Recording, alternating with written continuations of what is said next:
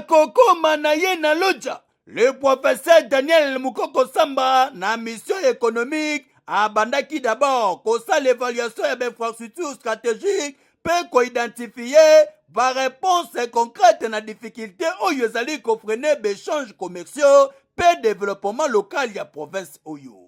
Avant de descendre sur terrain, séance de travail ezalaki organisée na autorité territoriale afin ya faire le point sur les priorités économiques ya région. Pour office de route, sur place, le professeur Daniel Mukoko Samba a échangé avec le directeur provincial pe asalaki constant yeta ya parcours d'équipement composé local à camion ben pe matériel ya comptage oyo ezali actuellement non exploité. Infrastructure est jugée essentielle pour améliorer la connectivité ya territoire. Aza infatigable akitaki directement na pont Lokenie oyo ezali na capacité ya 42 tonnes. Ouvrage oyo ezali constituer l'une ya ba principale porte d'entrée ya marchandises vers Lodja depuis Kinshasa na nzela ya port Bena oyo ezali axe stratégique pour l'approvisionnement ya territoire pe lisusu pour na ouverture na ba province Moussouksu.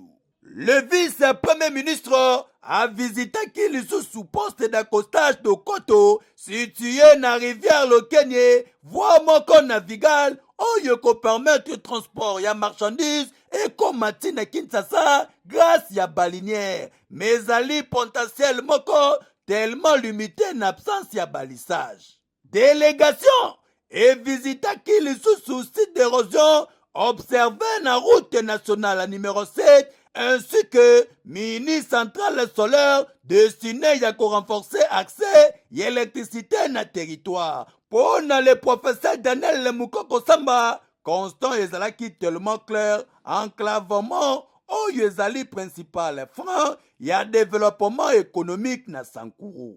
Le principal problème dans cette province, c'est son enclavement. Il n'est pas normal que lorsqu'une bouteille de coca coûte 2500 francs à Kinshasa, qu'elle coûte 8000 francs à Lodja. Qu'une bouteille de bière coûte 11 000, 12 000 francs à Lodja. N'est-ce pas? Qu'un sac de ciment coûte l'équivalent de $50 à Lodja. C'est ce problème fondamental qu'il faut régler. Et c'est l'objectif de cette mission, pour trouver des solutions pour désenclaver le Sankuru par des solutions économiques, mais également pour faire le plaidoyer pour que les travaux de balisage, je viens de visiter le poste d'accostage au Koto. Les armateurs, ils expliquent clairement un problème qui est un problème économique. On a des difficultés pour arriver à Lodja par la route, donc les gens sont obligés d'utiliser les voies d'eau.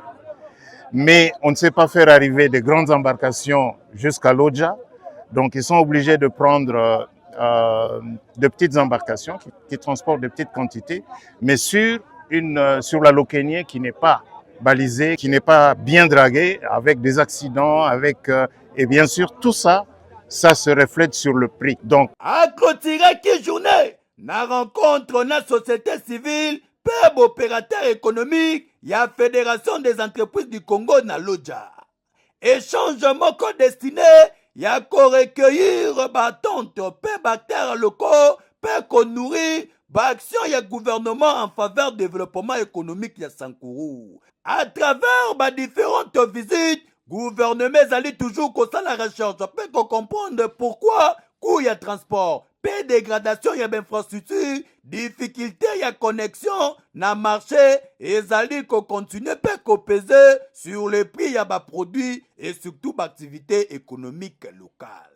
Longona na mosala oyo ya le professeur Daniel Mukoko Samba azali kosa na ministère de l'économie aza toujours pemeni ya Fachi Beton mosala eza ko kende kitoko économie batu babosana na bango kolela ikoma na autorisation y a autorité morale pe président y a parti politique sort de la République honorable Didier Mbuyimundela dès le secrétaire Yannick Siesila le bulldozer akitaki na quartier Biyela na commune ya Kimbantseke pour na komobiliser ba maman na ba jeune na ba papa s'adhérer massivement na parti politique sort de la République oyo ezali na objectif ya diriger autrement. Ndakisa ya vision ya chef de l'État Félix Antoine Tshisekedi Tshilombo oyo essor ezali porter vision na ye malamu dès le secrétaire général le bulldozer l'homme fort Yannick Sesila akitaki awa na Kimbantseke quartier Biyela ezalaki ya koninga na bamama bazalaki na esengo koyamba moko pe number 1 oyo azali gérer parti essor au quotidien Yannick Sesila. Par autorisation, bien sûr, il y a honorable président qui s'est fondé là, il secrétaire général, qui est sur le terrain pour mobiliser ma maman, ma jeune garçon, ma papa, pour passer à l'adhésion à la carte parti sort de la République, de sorte que la quartier billet là, tous allons représentants et parti sort de la République, parce que la quartier beaucoup et sort, ils en ont noté. La terre moko ba le bon mo ba terre moko za vite la terre moko non ba ta quotidien pour limiter travailler na bango pour basa la décision na bango peut-être to bozon atoya pour installer comité moko na ba secrétaire général adjoint surtout à chargé à implantation pour installer comité kotoyo on va travailler peut-être ça la action ou étaler côté à développement ligne honorable président Didier Moundé la Limaka les présidents aussi na ba commune sous na ba disciples sous to ba na ba action à développement pour parti et sort de la République le baki yango na mokoté sans parti sort de la République et que le bien on dit bien commune mokoté district mokoté quartier mokoté vous allez sans parti et sort de la République voilà au monde il est là qui t'a dit pour mobiliser la maman au monde pour bas s'adhérer que tu vous on pour installer pas Tikato Bisabino balobi oui bakoti vraiment na vision il sort de la République qu'on dirige autrement et sengel na bango basomba ba carte de membre po baye bakoyamba honorable Didier Mundela na quartier Biyela na commune ya Kimbantseke ndaku moko te ekozala 100 membres ya sort de la République na Tchangu précisément na quartier Biyela na commune ya Kimbantseke ndenge elobaki CG Yannick Sesila na interview na ye esengel na ba maman na ba jeune na ba papa basadere ebele po na vision oyo ya sort de la République ekota pe na Kimbantseke na Biyela aprometaki bango tango akozonga na honorable Didier Mundela autorité morale ya sort de la République ba projet ebele ya développement oyo ezali déjà kosalama na ba commune mususu ekokota pe na Biyela ba membre ya sort de la République bazala former pe développement ekota ndenge esengeli longo na CG Yannick Sesila le bulldozer ya sort de la République na ndenge musala eza kosalama kitoko nani akoboya nani pena kotia tembe mona misu na kimenami.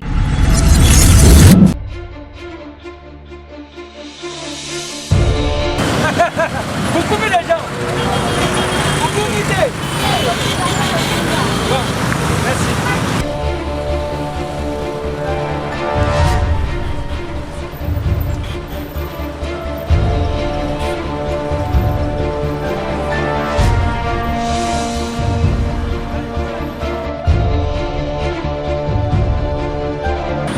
Chérie. Ouais. Awa tuzali bongo na espace ziko mukanga entre 6e rue 7e rue na katikati na ngambo ya industriel. Kasi ezani nyango. Ezali boye. Président ziko mukanga ndenga mesana kusala toujours action mais turo yo ayeli biso opération Ziko Sport. Ouais. Donc équipe ya Léopard après 52 ans na tukenda sous coupe du monde té. Lukola tokai coupe du monde turo na 2026. Yango wana président Ziko Mukanga yeli biso opération Ziko Sport. Ouais. Donc bakota double écran ya awa n'espace Ziko Mukanga. Ouais. Ezali bongo na 6e na 7e rue awa na katikati na ngambo industriel. Biso bana kini tokotala match na biso awa. Koya kotala match ezali ya offert. Donc droit d'entrée. Kota na yo ndengo ringi. Ezala mwasi, ezala mubari. Tuya kutala ba match na biso ya offert. Openda dikota bapoli. biso. Salela biso. Ozali na mapamboli na yo. Ozali na elakeli mabe. Ozali na elakeli na yo.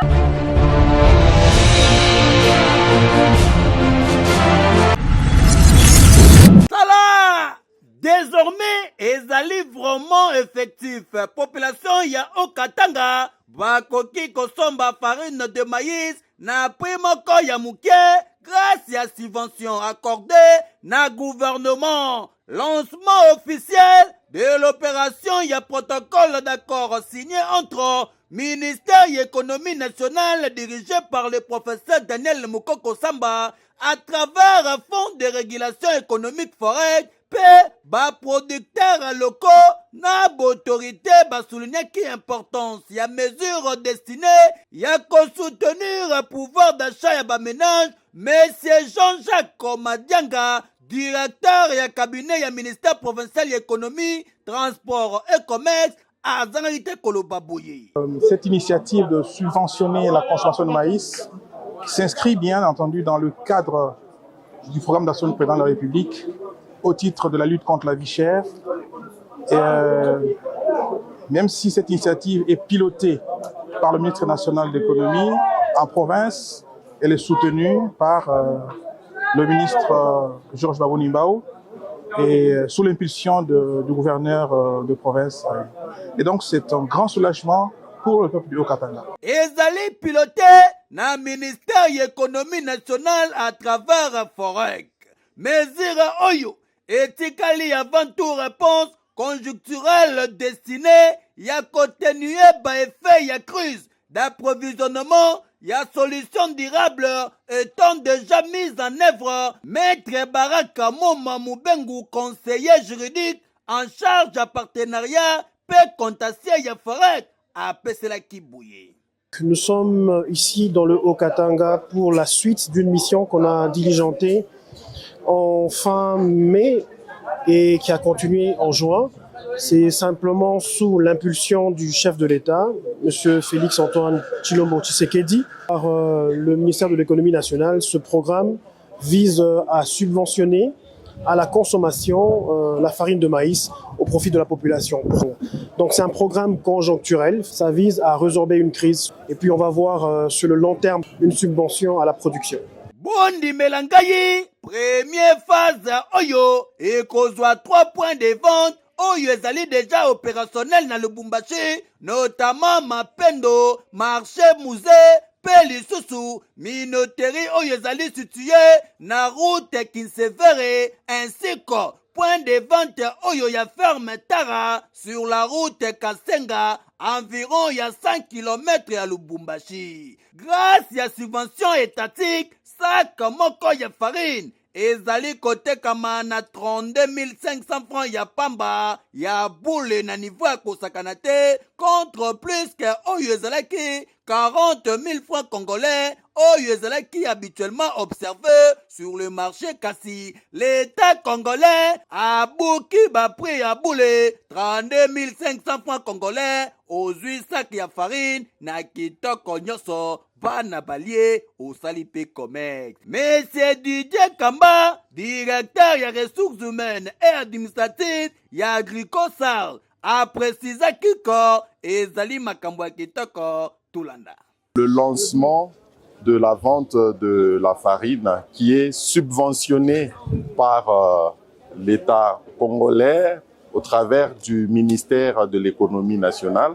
C'est-à-dire que l'État congolais va prendre en charge une partie du prix de vente de la farine. Jusque-là, nous avons 3 points de vente, à part ici à Mapendo. Il y a aussi sur la route Kinsevere à la minoterie. Et puis l'autre point, c'est sur la route Kasenga à 100 km de Lubumbashi à la ferme Terra. Pour éviter spéculation, peut garantir distribution équitable chaque ménage. À côté peut consommer au maximum 2 sacs de farine pour kolia na palin au teka au salamakambo kitoko. Ba autorité bazali assurer également contrôle renforcé grâce à système ya traçabilité oyo ezali na code.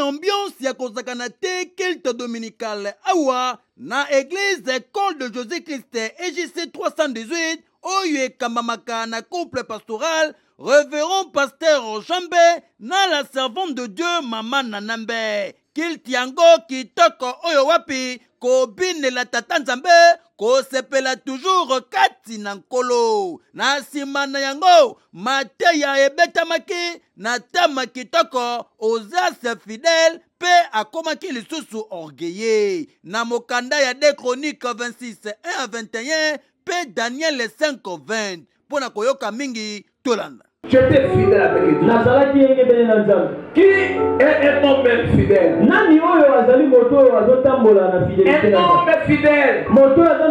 C'est un homme qui accepte la souffrance. Bien que le moment est difficile. Bien que le temps est difficile.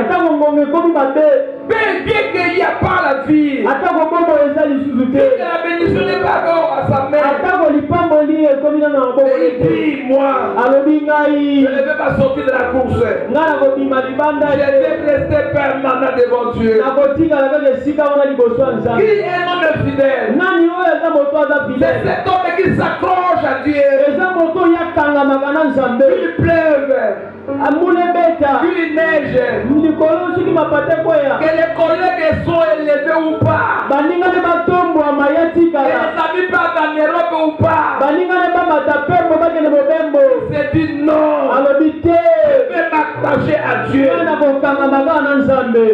Ndeko ya Kinshasa Brazzaville yo pe ya nzinga oza na problème oyo ezali kotungisa yo ozwaka solution te tika toyebisa yo église Corps de Jésus-Christ ezwami mosika te na avenue Mbekana numéro 13 quartier Kemirigini commune ya Lemba soki ozali sur route ya bypass non loin na Triangle Campus oza mobimba awa babondelaka ndenge sengeli Satan azalaka toujours mal à l'aise azwaka fimbu pona couple pastoral révérend pasteur Jambe na la servante de Dieu maman Nanambe eratakate.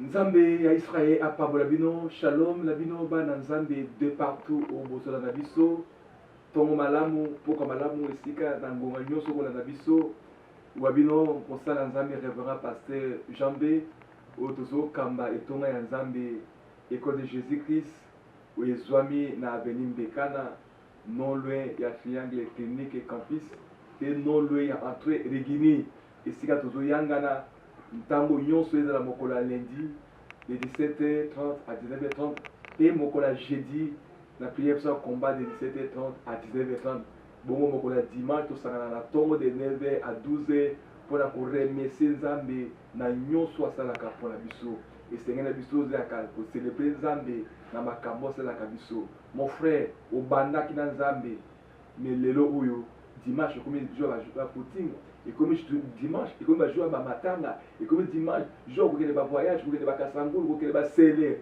ko ba pique-nique obanda na Nzambe et on met surtout tu mets à ton oyo na mama likamba biso Ozias un homme fidèle qui devient orgueilleux obanda na Nzambe obanda ko sera Nzambe obanda ko ye église ozaki na impact makasi na makambo ya Nzambe olingaka Nzambe makasi ozaka respectable obanda ko respecter ba programme na yo ba offrande ba dîme na yo obanda ko sela Nzambe makasi mais so tele le oyo fidélité makambo ya Nzambe obanda ko sala liboso et si là est-ce qu'on en dira fidèle à kufa mon frère lepe ko ya oyo sakana Nzambe ba ko licence na musaka na pete sans butu na makolo ebate divorce ko salema mon frère pour moi mukenza basali ngolo ko na poto okuna basi musuli banda ke ba Nzamba fidèle Nzamba otira tu fidèle ya ona eko beta sete panel papa na nai zo na kati ya janda na yo ozaki fidèle Nzamba bon otale le lembe matisio makasi zonga l'humilité